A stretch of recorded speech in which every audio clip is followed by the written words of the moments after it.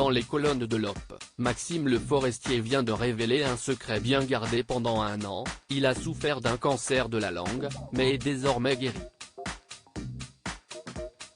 Une révélation inattendue.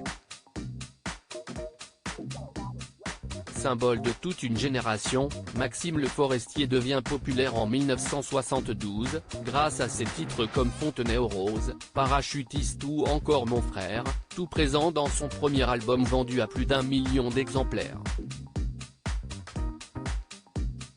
Mais l'une de ses chansons les plus connues et les plus chantées n'est sans nul doute San Francisco, dont les paroles évoquaient une maison bleue adossée à la colline. Une maison qui a réellement existé et qui, près de 40 ans plus tard, est toujours à sa place, toujours bleue, toujours adossée à la colline, mais surtout très chère puisqu'elle a été vendue plus de 3 millions d'euros le 17 mars 2020. Si le chanteur-compositeur a connu un succès fulgurant dans les années 80, il a également été au cœur de nombreux drames familiaux. En effet, à l'occasion de la sortie de son album, Paraître ou ne pas être, en 2019, ce dernier se confiait sur sa sœur aînée, Anne, laquelle a eu un accident à la suite d'une lésion de la moelle épinière, la rendant ainsi tétraplégique.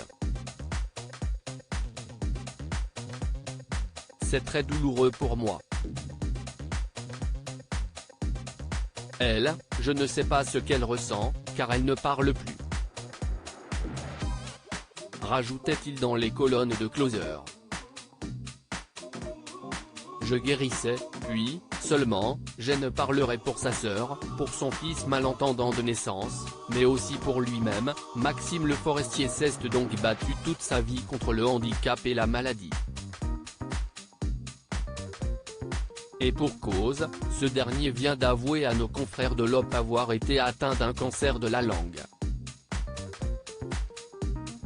L'an passé, à Épinay, le 3 décembre, je me suis évanoui en plein concert. Ça a forcément fait son effet dans la salle. Il n'y a pas eu l'ombre d'une communication sur les réseaux sociaux. Brassens disait que son public avait du talent. Le mien aussi, confie-t-il. Après ce malaise sur scène, s'ensuit alors une batterie d'examens et à force d'investigation, on m'a découvert des petites saloperies regroupées à la base de la langue. Dans le déni et préférant parler de cellules malignes, le mot cancer a fini par être prononcé lorsqu'on lui a prescrit une série de 35 séances de radiothérapie, qui contrairement à la chimio, ne provoque pas d'effets secondaires visibles.